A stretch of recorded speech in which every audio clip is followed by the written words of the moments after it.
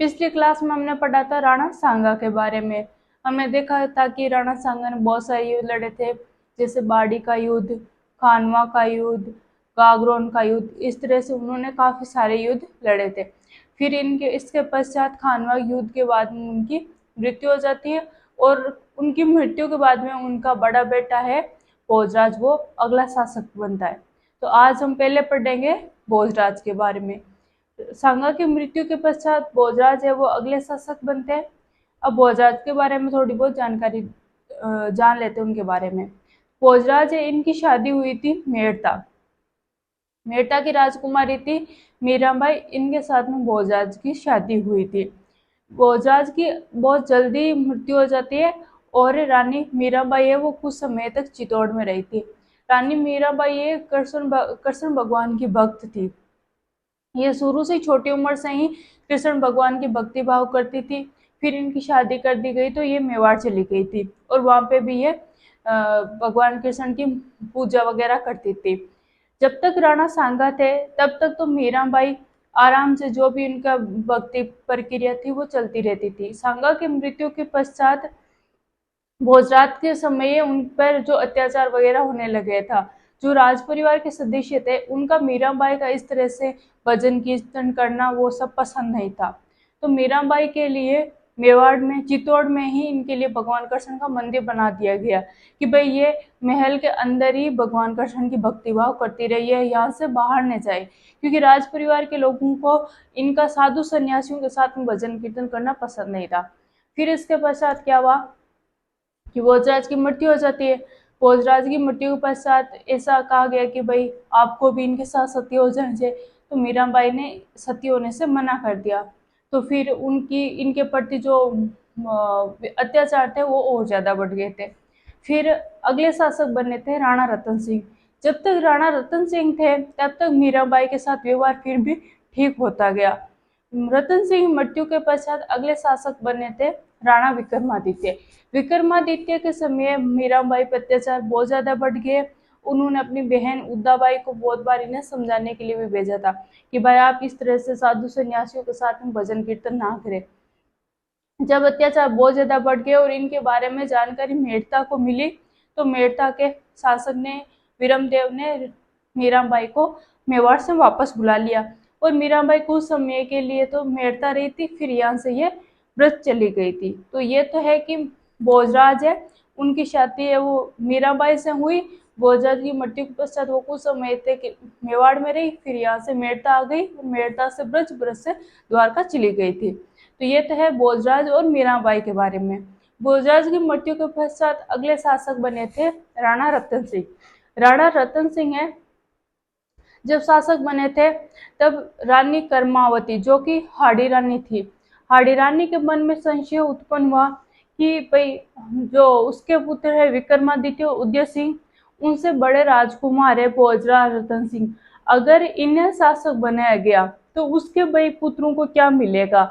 उसको कोई छोटी मोटी जागीर दी जाए, इसके बदले इसकी बजाय वो कोई ऐसा राज्य का भाग मांग ले जो अच्छी आय देता, वो या राज्य का सबसे अच्छा भाग हो, वो अपने पुत्रों के लिए मांग लिया जाए। तो सांगा के जीवित रहते ही रानी कर्मावती ने रणथंभौर है वो विक्रमादित्य और उदय सिंह के लिए मांग लिया था, और मेवाड़ का सबसे ज्यादा आय देने वाला क्षेत्र है वो रणथंभौर था। इसकी सालाना आय लगभग 50-55 लाख थी। तो ये सर्वाधिक रेवेन्यू देने वाला क्षेत्र था, जिसे रानी कर्मावती ने अपने पुत्रों के लिए राणा सांगा से मांग लिया था। जब पहले से ऐसा निर्धारित हो गया था, तो जब रतन सिंह शासक बने तो रानी कर्मावती है वो अपने दोनों पुत्रों को लेकर के रणथंभौर चली गई थी। राणा रतन सिंह को भी इसके बारे में भाई पता था कि रणथंभौर है वो हमारे मेवाड़ का सर्वाधिक आय देने वाला क्षेत्र है, और रानी कर्मावती ने इसे मांग लिया। तो उनके दिमाग में ये आया कि क्यों ना रानी कर्मावती और विक्रमादित्य उदय सिंह को वापस मेवाड़ बुला लिया जाए। अगर वो मेवाड़ आ जाते हैं तो भाई रणथंभौर है उसका रेवेन्यू मेवाड़ को मिलेगा, ना कि रानी कर्मावती अपना अलग रखेगी। तो जब बूंदी के सूरजमल को इसके बारे में पता चला, रानी कर्मावती के बारे में, कि भाई कर्मावती है उन्होंने रणथंभौर की मांग की थी सांगाजी से, और सांगाजी ने उन्हें रणथंभौर दे दिया था। और रानी कर्मावती वो अपने पुत्रों के साथ रणथंभौर चली गई है। उन्हें भी ये कुछ ठीक नहीं लगा, तो उन्होंने सोचा कि अगर मेवाड़ वालों को पता चला कि भाई हमारा भी उन्हें सहयोग है रानी कर्मावती को, कहीं वो अपना किसी बात का विरोध जताते हुए हम पे आक्रमण ना कर दे, या फिर हमारे संबंध है वो मेवाड़ से बिगड़ ना जाए।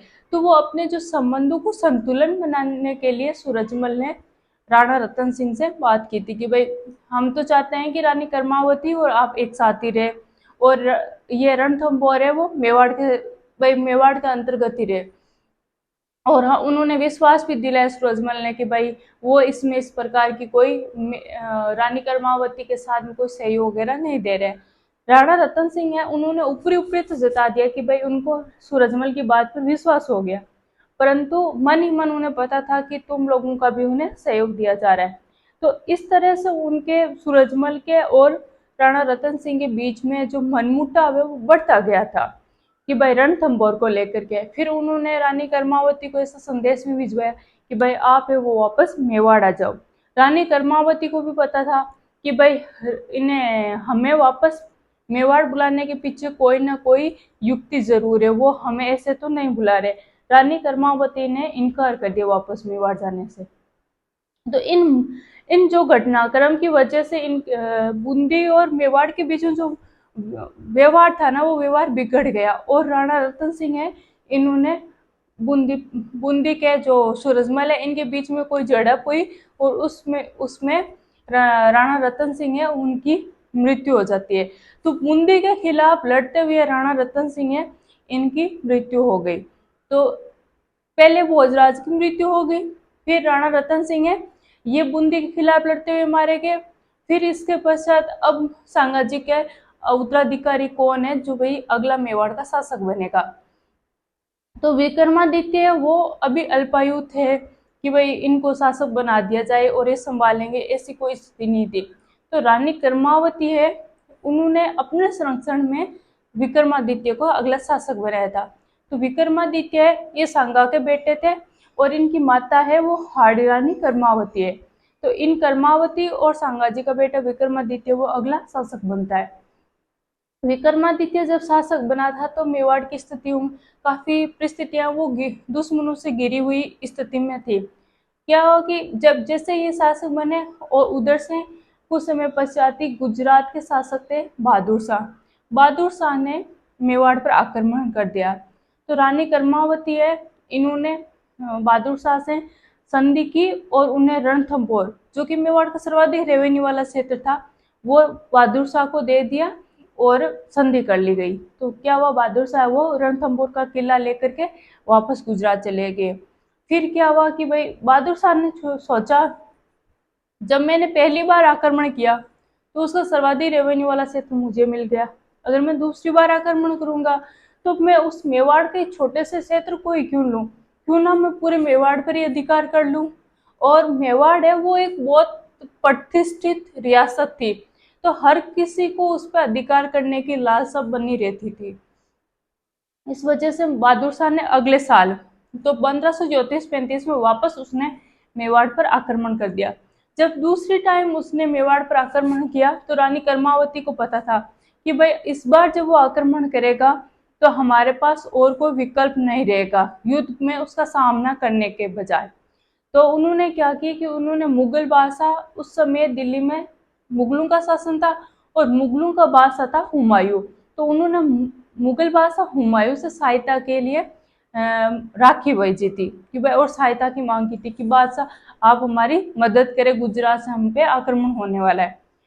हुमायूं जब तक मदद करता तब तक तो यहाँ पे वो बहादुर शाह उसने आक्रमण भी कर दिया और रानी ने जौहर भी कर लिया जब तक उसने सहायता पहुंचाई। तो रानी कर्मावती है, इनको समय पर हुमायूं से सहायता नहीं मिली। इस वजह से क्या हुआ कि रानी ने पता चला कि भाई हमें दिल्ली की तरफ से तो कोई सहायता नहीं मिल रही है और अब तो युद्ध में उसका सामना करने के बजाय हमारे पास और कोई अन्य विकल्प शेष नहीं रहा है। तो उन्होंने क्या किया, अपने बेटे विक्रमादित्य और उदय सिंह दोनों को बूंदी भिजवा दिया सुरक्षित और बहादुर शाह का सामना किया। हमने जब सांगाजी को पढ़ा था कि भाई सांगाजी का खानवा के युद्ध में सहयोगी वो देवलिया का बाघ सिंह था। भाई देवलिया की तरफ से उनको सहयोग देने के लिए कौन आया, तो बाघ सिंह वो सहयोग आया था। उस बाघ सिंह ने इस समय केसरिया किया था कि मेवाड़ में भाई इस समय केसरिया किसने किया था युद्ध में, तो इस समय जो देवलिया का बाघ सिंह है इसने युद्ध में केसरिया किया था। और रानी कर्मावती है उन्होंने 13,000 महिलाओं के साथ में जौहर की अग्नि में प्रवेश किया। रानी कर्मावती है इन्होंने जौहर में प्रवेश करने से पहले भूमिदान भी किया था। और जो जौहर में प्रवेश से पहले भूमिदान है इसकी जानकारी हमें एक ताम्र पत्र से मिलती है। वो ताम्र पत्र है पुर ताम्र पत्र। पुर के ताम्र पत्र से हमें जानकारी मिलती है कि भाई कर्मावती उन्होंने भूमिदान किया था जौहर में प्रवेश से पहले। अब जैसे मान लो आरपीएससी आपके सामने कोई ऐसा क्वेश्चन डाल के दे दे कि भाई मिलान कीजिए और उसमें 3-4 कोई ताम्र पत्रों के नाम लिख दे और उधर भाई उन ताम्र पत्रों से किन किन की जानकारी मिली है उसके बारे में लिख दे। एक ऑप्शन मेरे आपके पास तो तामपुर का ताम्र पत्र, उधर ऑप्शन मेरे रानी कर्मावती द्वारा किया गया भूमिदान। तो भाई पुर ताम्र पत्र है इससे रानी कर्मावती द्वारा जो भूमिदान किया गया था इसकी जानकारी मिलती है। तो इसमें इस समय चित्तौड़ का दूसरा साका हुआ था 1535 में। इसके पश्चात जो गुजरात का ये बहादुर शाह था इसने हमने पीछे पढ़ा था कुंवर पृथ्वीराज, उड़ना राजकुमार कुंवर पृथ्वीराज। इस उड़ना राजकुमार पृथ्वीराज है ना इसका एक दासी पुत्र था बनवीर। इस बनवीर को गुजरात के बहादुर शाह ने मेवाड़ का प्रशासक बना दिया। ये बनवीर भी बड़ा लालची किस्म का प्राणी था। इसे भी प्रशासक बनना रास नहीं आया। इसने सोचा कि भाई अगर ऐसी परिस्थिति बने कि ना तो रहे बांस ना बजे बांसुरी, क्यों ना अगर विक्रमादित्य की हत्या कर दी जाए। यदि विक्रमादित्य नहीं रहा तो शासक कहाँ से बनेगा, अगर वो शासक नहीं बनेगा तो अगला शासक कौन होगा, भाई मैं रहूंगा, क्योंकि मैं यहाँ का प्रशासक तो हूँ ही। और अगर उसकी हत्या कर दी जाए तो अगला प्रशासक यहाँ का शासक है, प्रशासक से शासक कौन बनेगा, तो भाई मैं बन जाऊंगा यहाँ का शासक। तो बनवीर ने शासक बनने की इच्छा में विक्रमादित्य की हत्या कर डाली। विक्रमादित्य की जैसे हत्या हुई तो भाई मेवाड़ में जो असुरक्षा की स्थितियां थी वो और ज्यादा बढ़ गई थी। अब सबको यही लगने लगा कि वे संगाजी का एकमात्र जीवित बेटा है वो है राजकुमार उदय सिंह। अब अगला है वो टारगेट किसको किया जाएगा, उदय सिंह को। उस समय उदय सिंह है वो छोटे ही थे, पर उदय सिंह है इनकी देखभाल करने के लिए इनकी एक दाई माँ थी पन्ना। पन्ना दाई है वो उदय सिंह की देखभाल करती थी। पन्ना दाई खुद का बेटा था चंदन, वो भी उदय सिंह के हम उम्र था।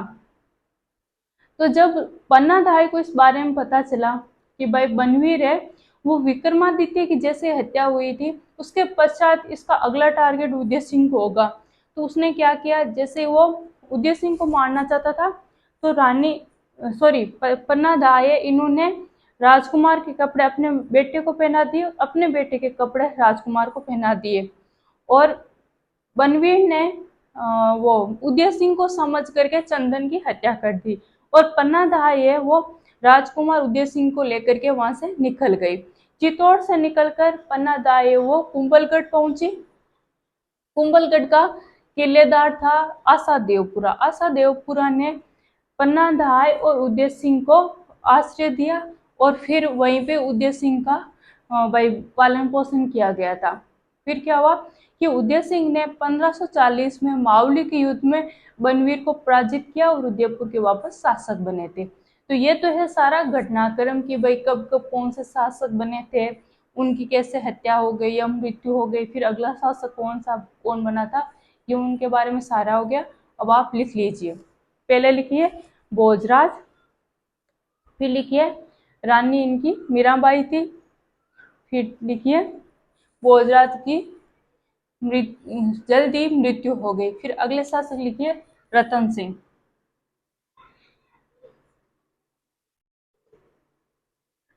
रतन सिंह के लिए लिखिए ये राणा सांगा के बेटे थे। फिर लिखिए बूंदी के खिलाफ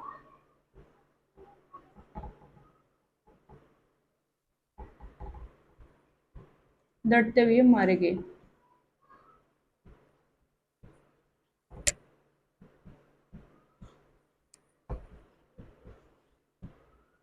फिर आगे लिखिए विक्रमादित्य।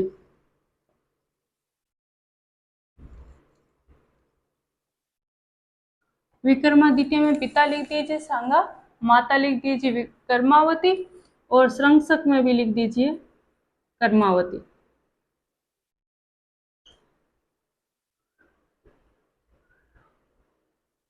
फिर लिखिए 1533 में गुजरात के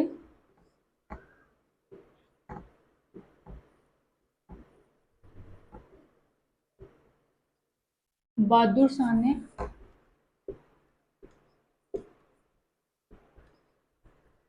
मेवाड़ पर आक्रमण कर दिया।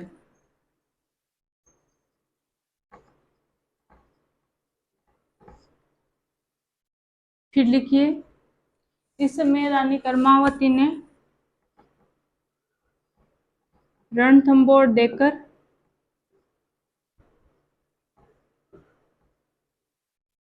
बहादुर शाह से संधि की।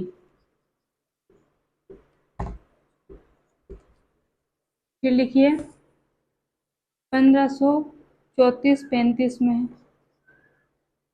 बहादुर शाह ने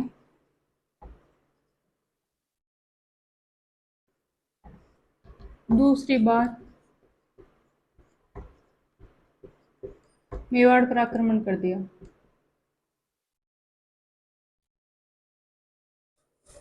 फिर लिखिए रानी कर्मावती ने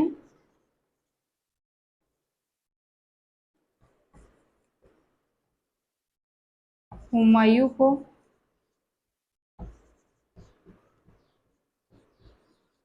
राखी भेजी और सहायता की मांगी।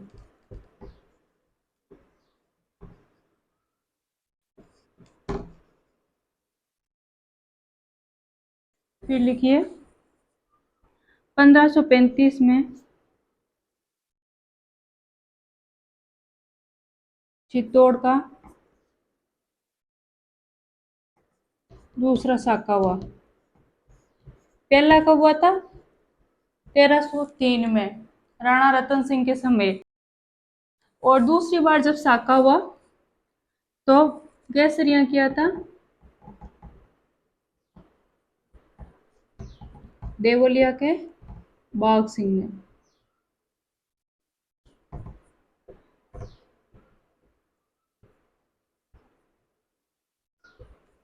और जौहर किया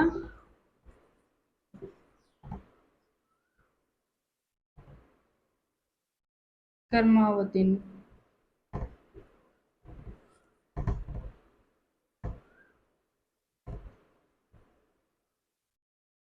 तेरह 1000 महिलाओं के साथ में।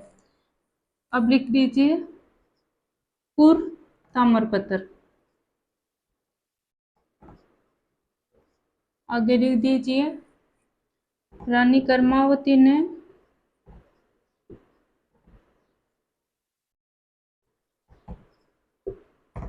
जौहर से पूर्व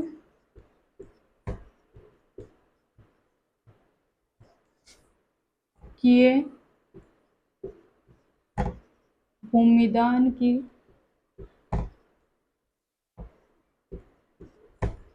जानकारी मिलती है। भाई इसके आगे आप इस स्टार लगा दे, ये बहुत इंपॉर्टेंट है पूर्व ताम्रपत्र। फिर लिखिए उड़ना राजकुमार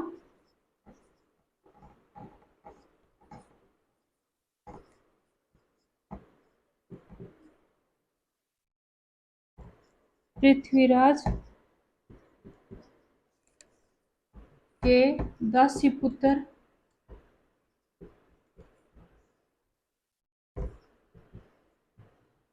बनवीर को मेवाड़ का प्रशासक बनाया।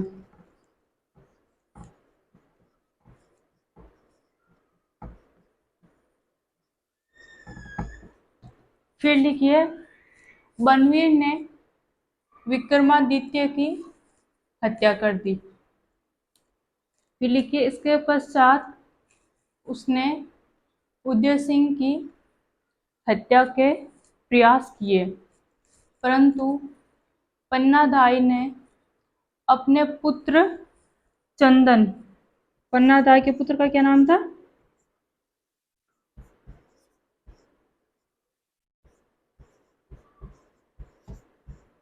ये भाई पन्नाधाय का पुत्र था। पन्नाधाय ने अपने पुत्र चंदन का बलिदान देकर कुंवर उदय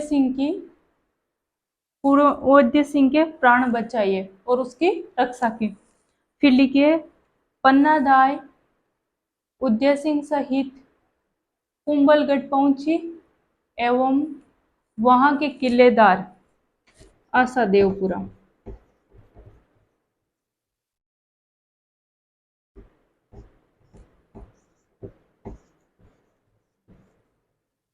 कुंभलगढ़ के किलेदार थे आसादेवपुरा। इन्होंने उदय सिंह और पन्नाधाय को संरक्षण दिया। अब अगले शासक पढ़ेंगे हम उदय सिंह, वो पढ़ेंगे अगली क्लास में। आज की क्लास हमारी इतनी ही है। Thank you.